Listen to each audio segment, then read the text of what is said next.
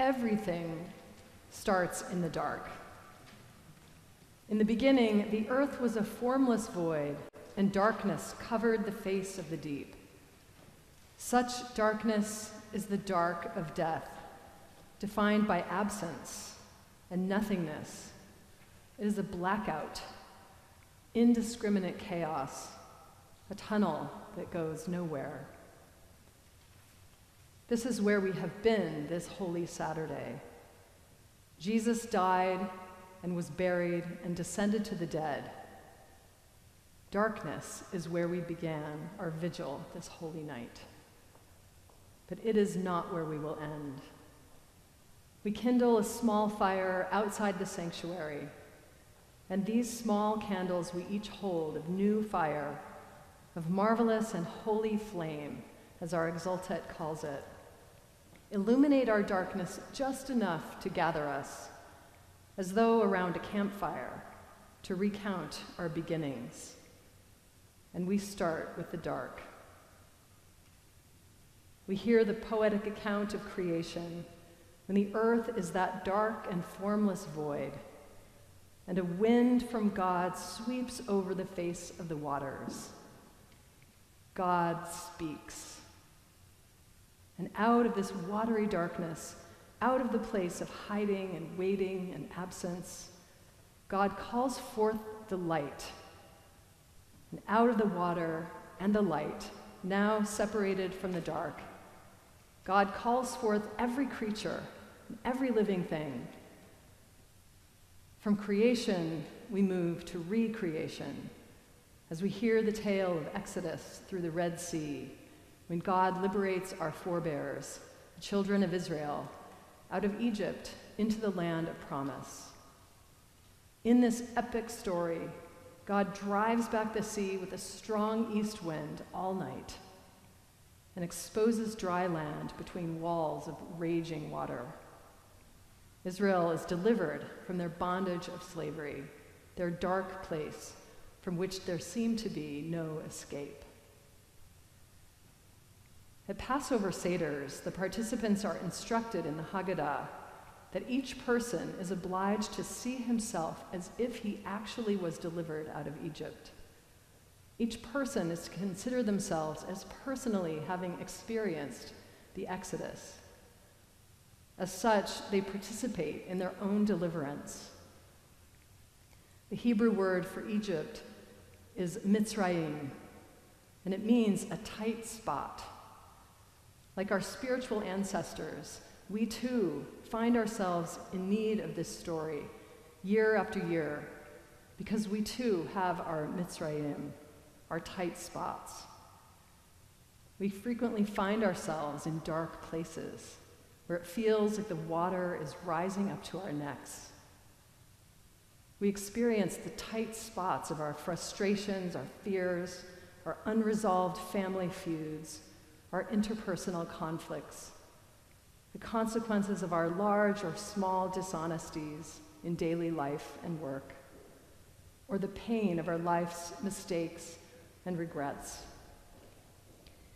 These and many other things constitute our Mitzrayim, our own portable Egypts that we wear around like dark cloaks or heavy weights, our tight spots that suffocate us and close us in on every side, often causing us to feel lost in a dark and formless void. The Exodus story from the Hebrew Scriptures is our only required reading on this night, because no other story provides such a poignant segue to our understanding of the waters of our baptism. And baptism is our Easter story. Baptism is resurrection. In baptism, we are plunged into the waters that have the power to drown, and we are baptized into Jesus' death with him. And in baptism, we are raised up out of those waters and swept up into new life with Christ, delivered as though through the Red Sea into freedom. The formless void, that watery deep, is the water we pass through to get to the other side, where symbolically we come into the light of Christ, the first words uttered tonight in the dark. At every baptism, the newly baptized is given a candle lit from the paschal flame, like the one you hold tonight, the sacramental symbol of the eternal light of Christ that shines within each and every one of us. This night is different than every other night, because tonight we are brought out of darkness, out of Egypt, out of our tight spots and dark places, into this saturating and holy light of Christ.